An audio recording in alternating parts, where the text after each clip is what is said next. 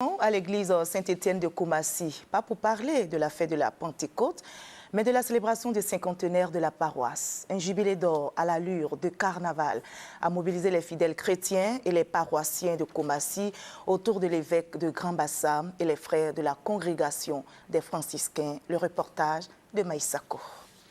Le cinquantenaire de la paroisse Saint-Étienne de Nouveau-Koumassi aura tenu toutes ses promesses, tant au plan de la grande mobilisation que de la richesse du contenu de cette célébration. Un rituel des grands jours alliant tradition africaine et modernisme a donné le ton à cette ferveur chrétienne riche en couleurs et en sons.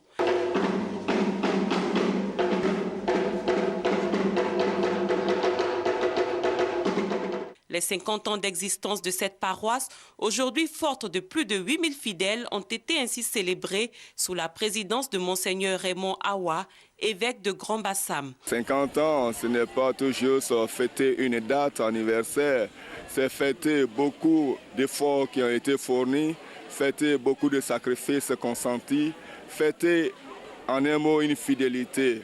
Ça fait, disons, 30 ans que je suis là. Je n'ai pas vu naître l'église, mais je l'ai trouvée en marche.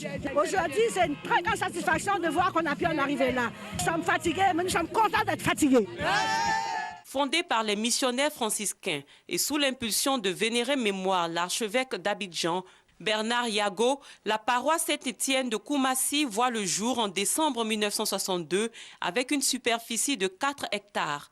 6 autres paroisses naîtront de ses entrailles de 1978 à 2012, dont la dernière en date est la paroisse Sainte-Famille d'Akromia-Bla.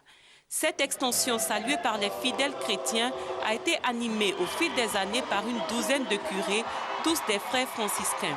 Cette expansion constante, dira le frère Daniel Melej, actuel curé de la paroisse, n'a été possible qu'avec la mobilisation de tous les paroissiens et de généreux donateurs. Pour marquer l'événement, une splendide procession de 50 bougies symboliques assorties de l'hymne du jubilé chanté en chœur a rappelé à l'assistance l'histoire et le développement de cette paroisse mère.